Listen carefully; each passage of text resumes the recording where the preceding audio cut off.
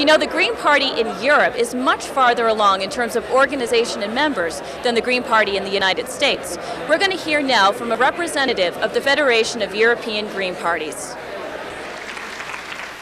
Good afternoon, dear Green colleagues and friends. I'm here today representing the European Federation of Green Parties. I bring you greetings from our 31 member Green parties. I bring you greetings from our 230 elected Green parliamentarians.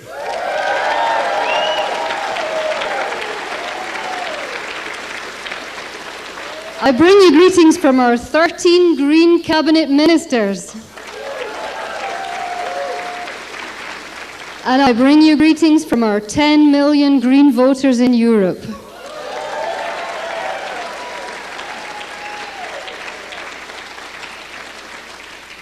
On this very special weekend, all eyes are on Denver, Colorado, and the historic events we are privileged to be witnessing. The small and hitherto unrated Association of State Green Parties is about to take on in serious challenge the might of the biggest and most powerful two-party machine in the world.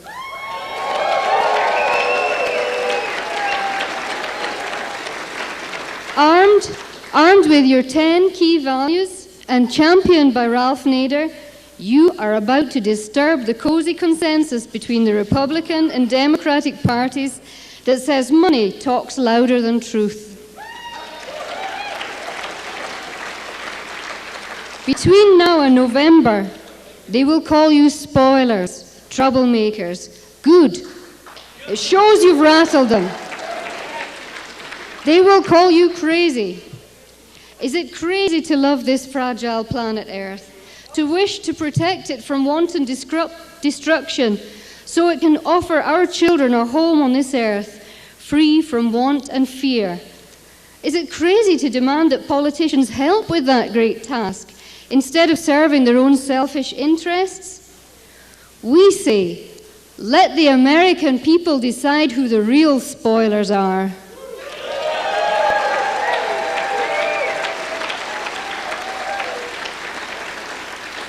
As you gather here for that electoral battle, let me share with you a few remarks about our experiences in Europe.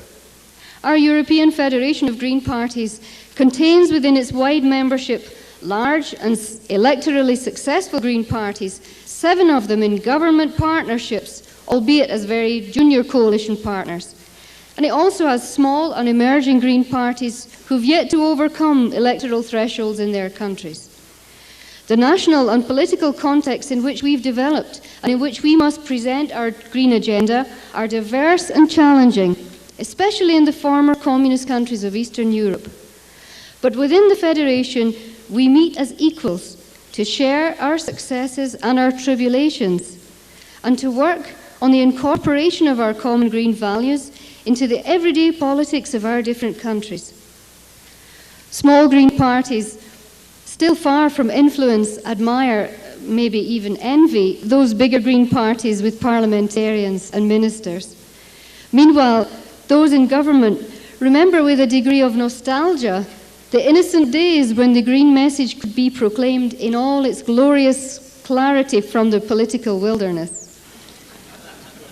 Now, behind those closed doors within our governments, it can feel to us on the outside that too much is given up, too little gained. We're impatient for the transformation we seek. The changes we want are fundamental ones. So it's true, we can feel frustrated at the actions or the lack of action from Greens in government in Europe. But if we criticise, let us remember some of our very real achievements too. We've worked successfully on opposing nuclear power, as well as opposing the exporting of that discredited nuclear technology to poor countries, sometimes under the guise of aid, would you believe? We've successfully rolled back the multinational corporations' drive to foist genetically engineered crops and foodstuffs onto European consumers. The voters of Europe have decisively rejected what we call Frankenstein food. We don't want it.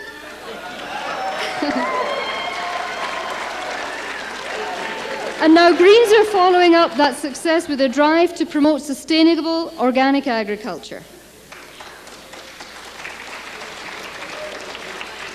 We are arguing for the tax burden to be shifted from labour onto resource use, encouraging employment and discouraging waste at the same time. In France, reduction of the working week has been applauded by workers and businessmen alike. It's been a very successful green initiative. Corruption and government secrecy are being exposed and challenged.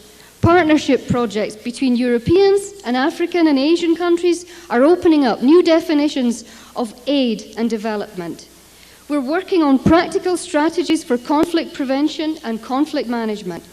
Most of all, though, the political landscape is altered by our presence, whether or not we're in government. Now, that applies here in the USA as much as in Europe. By the act of putting yourself up for election, you're already winning, because you'll force green issues onto the political agenda in this election. Look out, America. Politics with a future focus has arrived.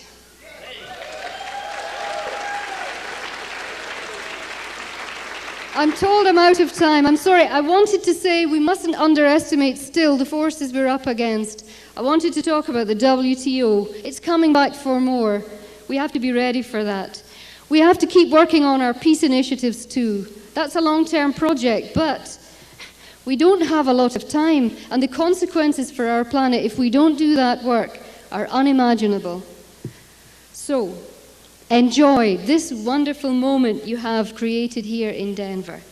I thank you for allowing us to share it with you. Now the hard work begins. Thank you.